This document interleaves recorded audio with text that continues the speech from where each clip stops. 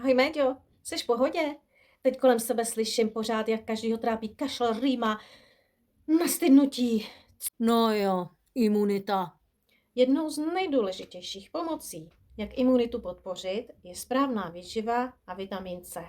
Vitamin C je asi nejdůležitější vitamin spojený s prevencí nachlazení. A kolik se toho má sníst? Děti potřebují 50 až 70 mg, dospělí přibližně 120 mg.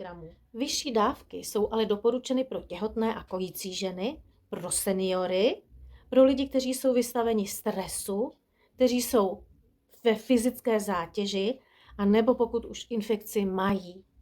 Céčko najdeme v citrusech, v šípkách, v černém rybízu, v kiwi a ze zeleniny třeba v paprikách a brokolici, ale v jídle nepřijmeme požadovanou dávku. Tak jestli si myslíte, že vám na příjem denní dávky vitamínu C stačí svaštit nebo vypít v něčem jeden citron, tak to si myslíte špatně.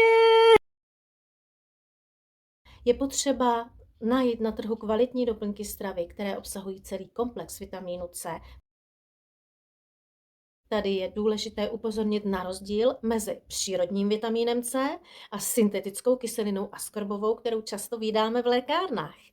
Přírodní vitamin C je totiž komplexní, úplně jinak se vstřebává a tělo ho využije. A přejeme vám s Méďou hodně zdraví a něco pro to musíte ale taky udělat. Tak ahoj Méďo, brum brum.